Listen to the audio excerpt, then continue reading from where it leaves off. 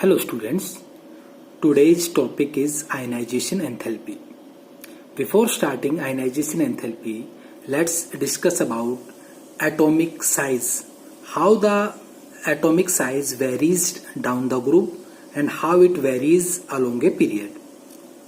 As we know that down the group atomic size increases and in a period atomic size decreases. On moving from top to bottom atomic size increases, and on moving from left to right means in a period atomic size decreases. Now how it happens, let's have a look over this. As you can see here in this this is the periodic table having elements, you can see here. So first I am taking this is group, so we are discussing about atomic size. First I am taking group. If we consider hydrogen, atomic number 1, right? Then lithium, atomic number 3, you know very well. Then sodium, atomic number 11. If we do the electronic configuration of this hydrogen, 1 we can write 1, lithium 1 can write 2 1, right?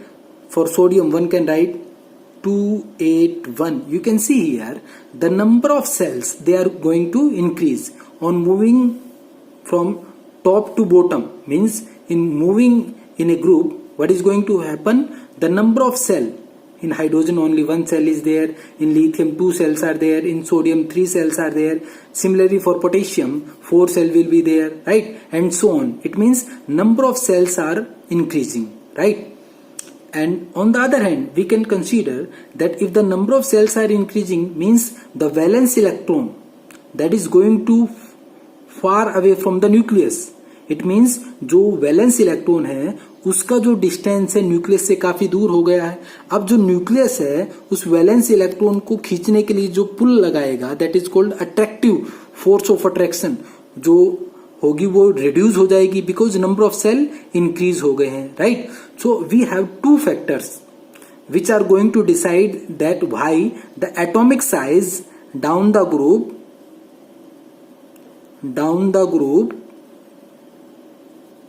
atomic size increases. Why it is so? Because दो reason है. एक पहला reason तो number of shell increase हो रहे हैं, number of cells they are going to increase, right? दूसरा है जो that is the force of attraction, और you can say the effective nuclear charge Z effective that is going to decrease. So we have two factors which are going to decide that why the atomic size down the group increases, right? इसी चीज को हम period के अंदर देखते हैं, right? Like lithium, beryllium, boron and carbon. I am writing here lithium, beryllium, then boron, then carbon, right? Atomic number we know very well. इसका atomic number 3, then 4 5 6, 3 4 5 and 6. Lithium, beryllium, boron and carbon atomic number 3 4 5 and 6.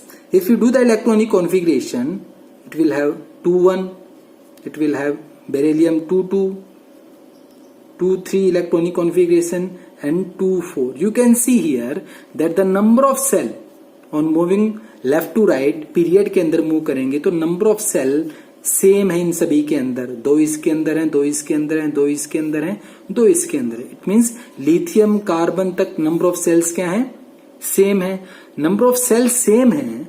It means if you talk about, if you consider the number of protons आपको पता है atomic number के equal होते हैं. तो यहां पर number of protons in case of lithium atomic number के इक्वल हैं, 3 है. यहां पर नंबर ऑफ प्रोटॉन कितने हैं? 4 हैं. बेरिलियम में, बोरोन में 5 हैं. कार्बन में नंबर ऑफ प्रोटॉन 6 हैं. Like so number of protons, it means जो प्रोटॉन का आपको पता, प्रोटॉन क्या करते हैं? अट्रैक्टिव फोर्स होता है, इलेक्ट्रॉन को अपनी तरफ अट्रैक्ट करेंगे, right? Number of shell same है. नंबर ऑफ सेल सेम है पीरियड के अंदर, बट प्रोटॉन्स की आप देख सकते हैं, द वैल्यू ऑफ प्रोटॉन और the number of proton they are going to increase 3, 4, 5 and 6, and you know here Z effective, it means effective nuclear charge is going to increase in period. What will happen? Effective nuclear charge increase in period because number of protons ज्यादा है, number of cells same है. It means अब क्या होगा, जब जितने ज्यादा proton होंगे तो इजिली इलेक्ट्रॉन्स को क्या कर लेंगे, अपनी तरफ अट्रैक्ट कर लेंगे. इट मीन्स जो फोर्स ऑफ अट्रैक्शन है, or you can say that is the there is increase in the pull of electron by the nucleus, so effective nuclear charge will increase. That's why in period one can write in period what will happen, atomic size decreases, right? So we have two things in a group. What will happen, down the group atomic size increases and in a period atomic size decreases, right?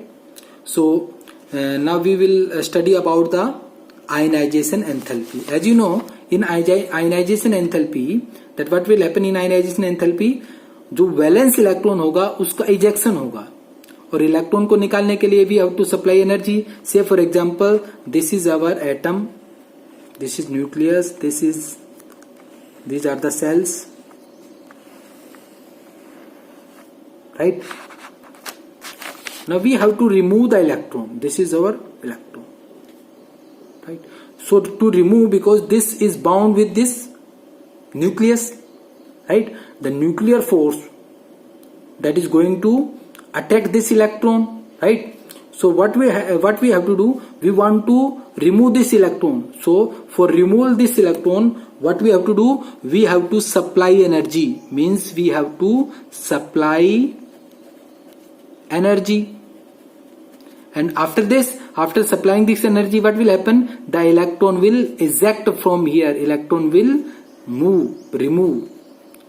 Electron will remove, right? So this is what we have to supply energy to remove this electron. If you want to remove another electron, say if it is here, then again we have to supply more energy because this is more closer to nucleus, right? So this is what ionization enthalpy.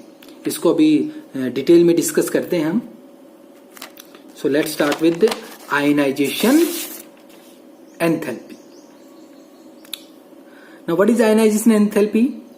It is the energy required to remove an electron from isolated gaseous atom. These words are very important. Isolated gaseous atom in its ground state. Again I am repeating. It is the energy, ionization enthalpy, it is the energy required to remove an electron from isolated gaseous atom in its ground state. Now as you know, the electron in atom are attracted by the positively charged nucleus. The electron in atom is attracted by positively charged nucleus. In order to remove an electron from an atom, what we have to do? We have to supply energy. अभी हमने देखा था, we have to supply energy. So we have to supply energy in order to remove the electron, and that atom should be isolated gaseous atom, and that must be present in its ground state. Now what is the meaning of this isolated gaseous atom and in its ground state? So as we know that atoms are widely separated in gaseous state, still there are some amount of attractive forces among atoms.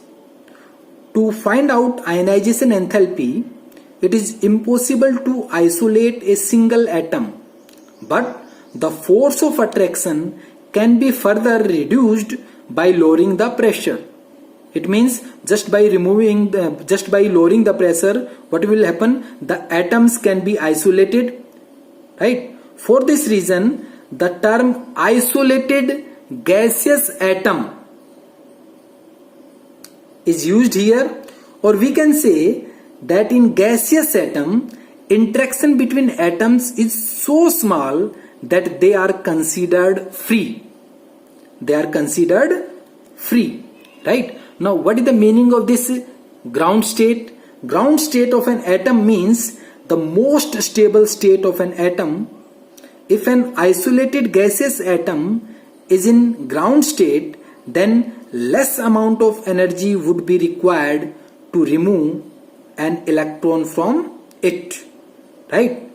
If it is in ground state, this simply means lower amount of energy is required to remove the electron from an atom, right? So this term isolated gaseous atom, we will make frequent use of this term in electron gain enthalpy also, right? So this is the definition of ionization enthalpy. So again, the ionization enthalpy is also known by the name ionization potential. Now why it is called ionization potential? Because it is the minimum potential difference. It is the minimum potential difference in discharge tube. Discharge tube, it is a tube made up of glass, right? Discharge tube required to remove the most loosely bound electron. Means most loosely bound electron means the electron which is present far away from the nucleus, right? Means that will be loosely bound, because the force of attraction that electron that is going to feel will be less, because the distance from the nucleus to that electron is very high. So this is what most loosely bound electron from an isolated gaseous atom to form gaseous cation, right? After remove the electron, definitely it will form cation, and we are considering what gaseous atom, so it will form gaseous cation. So it is represented by delta I H. I stands for enthalpy, ionization, and S stands for enthalpy, and this is what change in ionization enthalpy, or you can simply write IE, ionization enthalpy.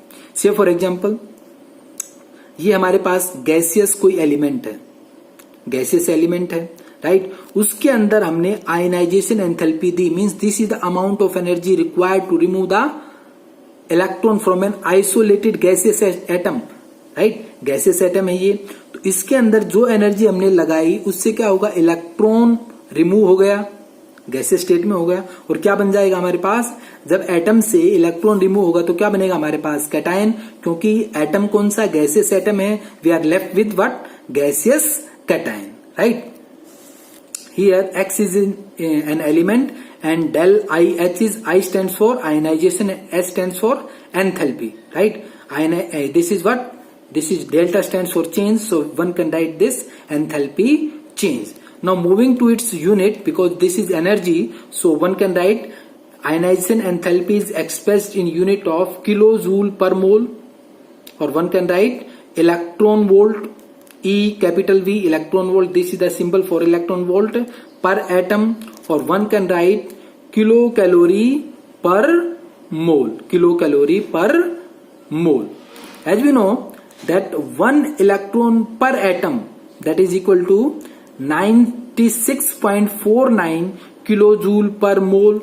Now if we want to convert it, this joule into calorie, there is a simple conversion. As we know that 1 calorie is equal to 4.184 joule of energy. So in order to convert this joule into calorie, right, we have to divide it by this factor 4.184. So after dividing this 96.49 by 4.184, what we will get, that the 1 electron volt per atom, that is the unit for ionization enthalpy, that comes out to be 23.06 kilocalorie per mole. Here we have just converted, simple unit conversion is this, we have to we are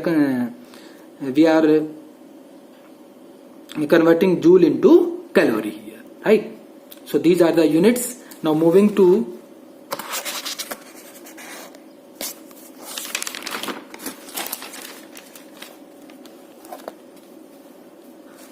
successive ionization enthalpies. Successive ionization enthalpy. What is this? The atom may not only lose an electron, the atom may not only lose an electron, but can lose more than one electron also. Means ये जरूरी नहीं है कि उस atom से, gases atom से एक electron का ही लॉस हो, दो भी हो सकते हैं, तीन भी हो सकते हैं, right. So the energy is required to remove subsequent means removed one after another electron from an atom in the gaseous state are known as successive ionization enthalpy. You can understand it just by considering this example. This is an element. हमें क्या करना है, यहां पर ionization enthalpy लगानी है ताकि हमारा इलेक्ट्रॉन रिमूव हो जाए. इलेक्ट्रॉन रिमूव हो गया, राइट, और हमारे पास क्या बन गया, cation. So this is called ionization enthalpy and this is what del IH1 means this is the first ionization enthalpy because हमें एक इलेक्ट्रॉन को रिमूव किया तो this is called first ionization enthalpy. Here subscript written here 1, right. So again subsequently एक electron फिर इसमें से निकालना है, इस कैटायन में से. ये हमारे पास कैटायन है. फिर हमने कौन सी एनर्जी दी, delta H2 means ionization energy इतनी दी कि हमारा एक इलेक्ट्रॉन और रिजेक्ट हो निकल गया, राइट. तो हमारे क्या बन गया, पहले ही ऑलरेडी कैटायन था, एक इलेक्ट्रॉन निकला तो इस पर कौन सा आएगा, 2 पॉजिटिव चार्ज. तो इसको बोलेंगे हम second ionization enthalpy. This is called second ionization enthalpy. एक के बाद इलेक्ट्रॉन को रिमूव कर रहे हैं. फिर इसमें से भी, इस डाई कैटायन से भी हमने गैसेस स्टेट में जो इसमें से भी एक इलेक्ट्रॉन रिमूव किया तो हमारे पास क्या बन गया, ट्राई पॉजिटिव आयन बन गया. कैटायन गैसेस स्टेट में एक इलेक्ट्रॉन निकला. इसके लिए जो एनर्जी होगी that is called third ionization enthalpy, right. This is एक इलेक्ट्रॉन, फर्स्ट इलेक्ट्रॉन निकालने के लिए जो एनर्जी की रिक्वायरमेंट हुई that is called first ionization enthalpy. उसको रिप्रेजेंट करते हैं डेल्टा IH1. सेकेंड इलेक्ट्रॉन को रिमूव करने के लिए उसको बोलेंगे सेकेंड आयनाइजेशन एंथैल्पी. थर्ड को निकालने के लिए बोलेंगे third ionization enthalpy. Because in this what is going to happen, energy is required in each process. You can see this is what successive, एक के बाद हम इलेक्ट्रॉन को रिमूव कर रहे हैं, राइट, गैसेस एटम से. तो एनर्जी की रिक्वायरमेंट पड़ रही है. We have to supply the energy. So the energy is required to remove electron from an atom. So ionization enthalpy, this will have always positive value. Remember this thing, you have to keep in your mind that ionization enthalpy, this will have always positive value because every time we have to supply energy from the outside too in order to remove the electron, right. So this is always positive. Now one more thing we have to consider here, that the smaller the value of ionization enthalpy, it means हल्की energy देने से electron निकल रहा है. इसका meaning क्या है, easier it is to be remove the electron from the atom. Ionization enthalpy की वैल्यू कम है, इट मीन्स उस इलेक्ट्रॉन का न्यूक्लियस से डिस्टेंस ज्यादा है और न्यूक्लियस का उस इलेक्ट्रॉन पे जो अट्रैक्टिव फोर्स है, इफेक्टिव न्यूक्लियर चार्ज, वो कम है. इसी वजह से हल्की सी एनर्जी देने से वो इलेक्ट्रॉन बाहर चले जाएगा. It means smaller the value of ionization enthalpy, easier it is to remove the electron from the atom, right. अब इस पे क्वेश्चन करते हैं. We have one question. Question is like this.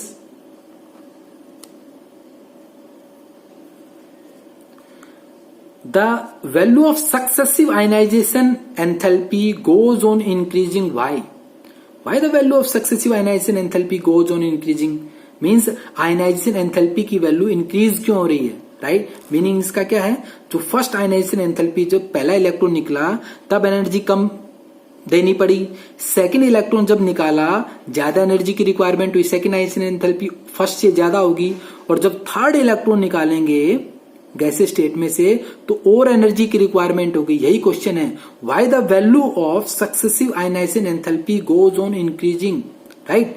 तो इसका सिंपल सा रीजन है कि जैसे जैसे हम जो इलेक्ट्रॉन होगा जिसको हम निकालना चाह रहे हैं वो न्यूक्लियस से जितना पास होता जाएगा तो इफेक्टिव न्यूक्लियर चार्ज बढ़ जाएगा. इफेक्टिव न्यूक्लियर चार्ज बढ़ जाएगा तो न्यूक्लियस उस इलेक्ट्रॉन को टाइटली बाउंड रखेगा.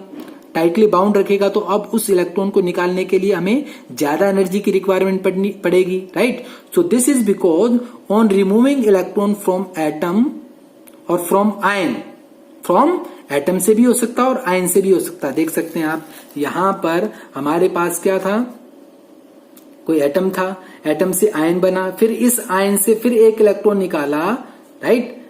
मोनोपॉजिटिव से डाई पॉजिटिव बना, एक इलेक्ट्रॉन निकाला, सेकेंड आयनाइजेशन एंथैल्पी। फिर इस डाई पॉजिटिव गैसेस आयन से एक इलेक्ट्रॉन फिर निकाला तो ट्राई पॉजिटिव गैसेस आयन बना। This is third ionization enthalpy. It means here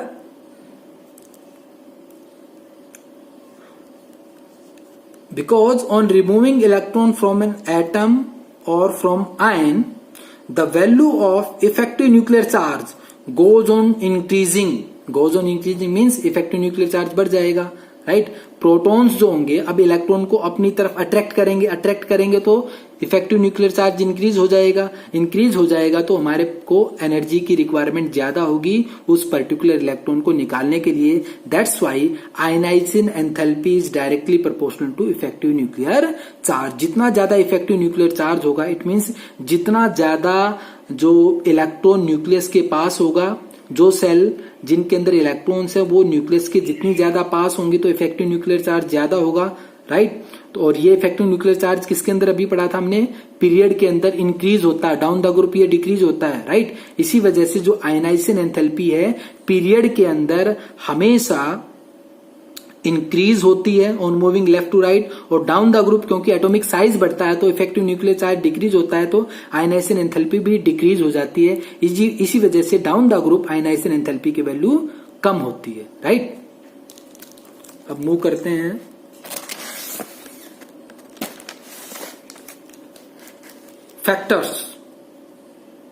factors affecting ionization enthalpy. What are the factors which are affecting the ionization enthalpy? तो सबसे पहला factor है atomic size, right. Greater the size of an atom, जितना ज्यादा atom का size बढ़ेगा, अभी बताया था down the group atomic size increase होता है, down the group atomic size increase होगा तो smaller will be the ionization enthalpy because effective nuclear charge decrease हो जाएगा। अभी हमने पढ़ा effective nuclear charge is directly proportional to what, ionization enthalpy. तो ग्रेटर आयनाइजेशन एंथैल्पी डिक्रीज होगी तो हमारे पास क्या होगा, हमारे पास जो आयनाइजेशन एंथैल्पी डिक्रीज होगी तो एटॉमिक साइज इंक्रीज होगा, right. So greater the size of an atom smaller will be the ionization enthalpy and vice versa. Vice versa means if here you can see ionization enthalpy is inversely proportional to atomic size.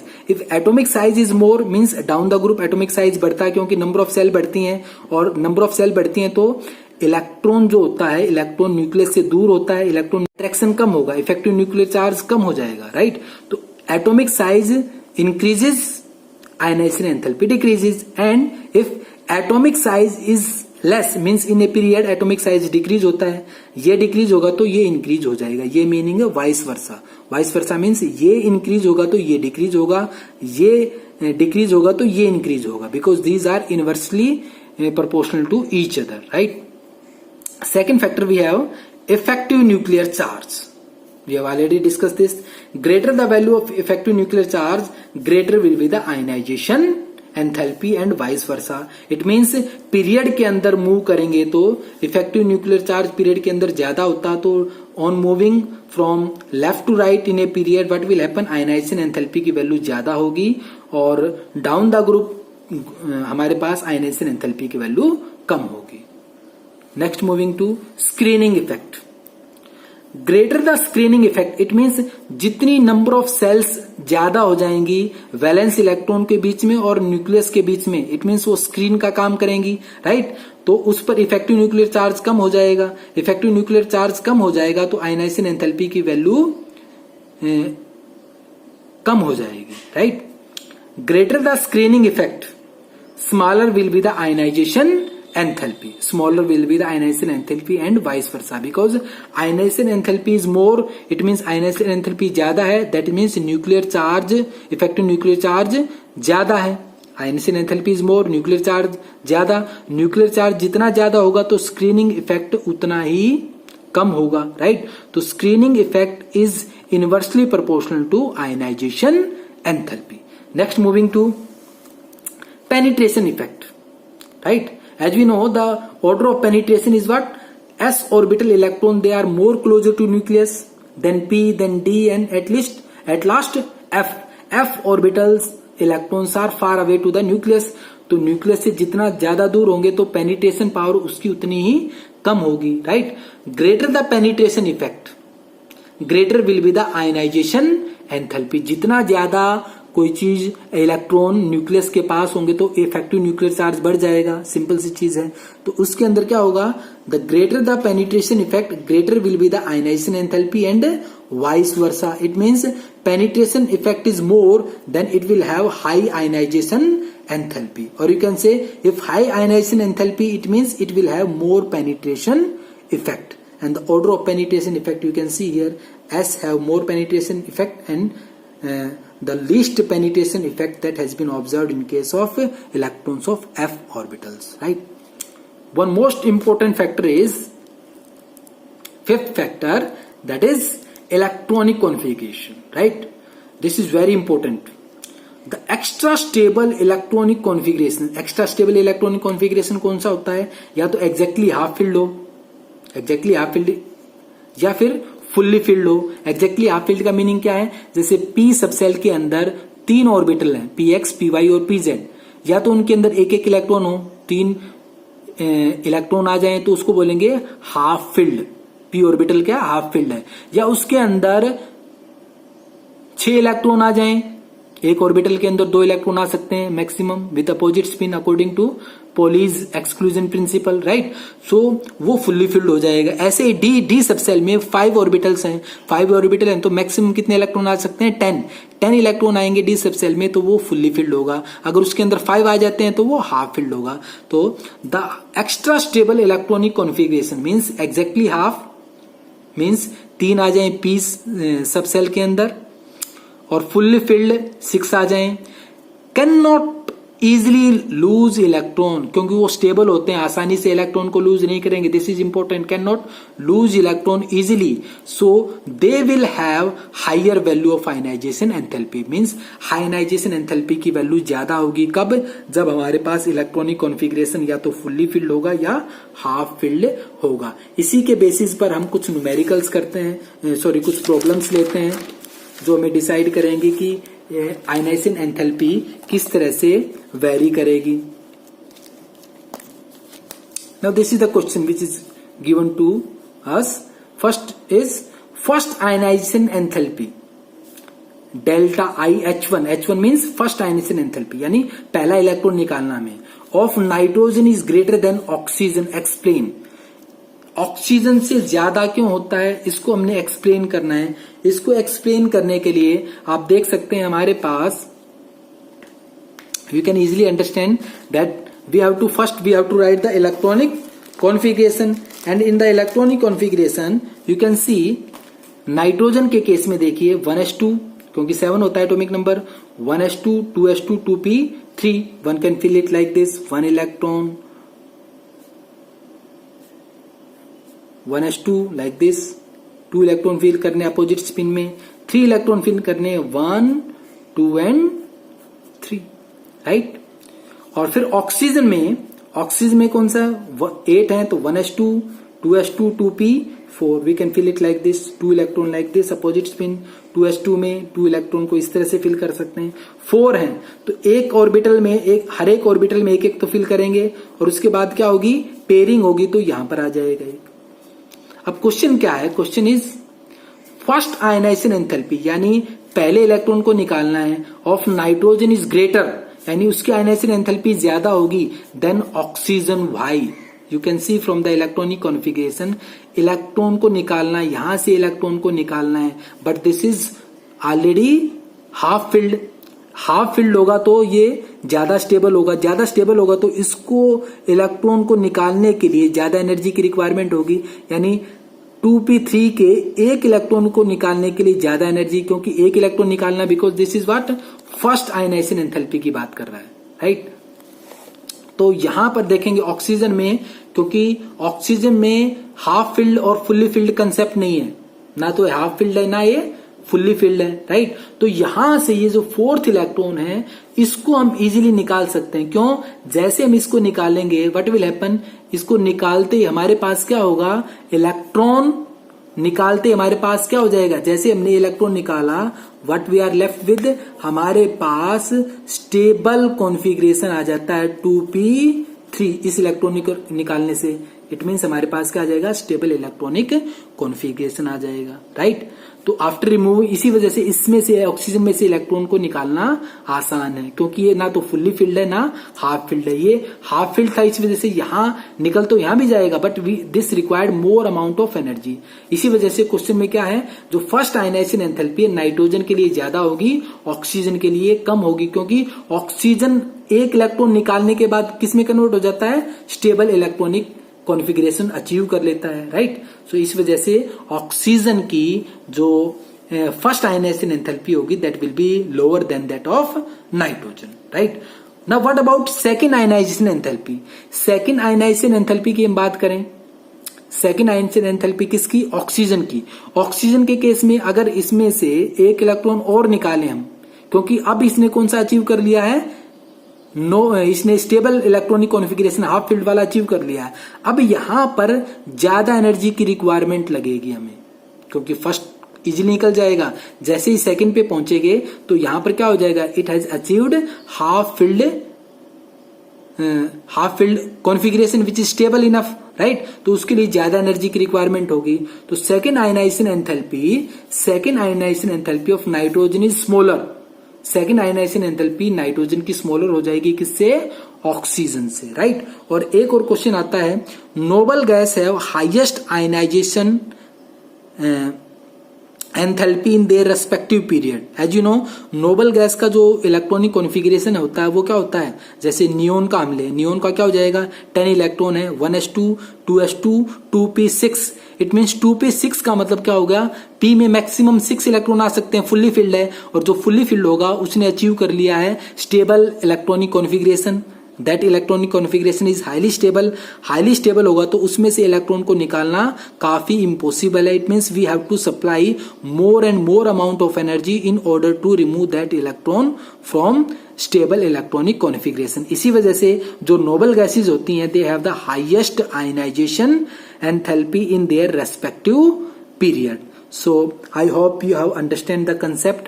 So what we have discussed about how the atomic size varies in a period and in a group. Atomic size increases down the group and decreases in a period, and ionization enthalpy we have discussed with the certain questions. So I hope you have understand the concept. So thank you for watching this video. Thanks.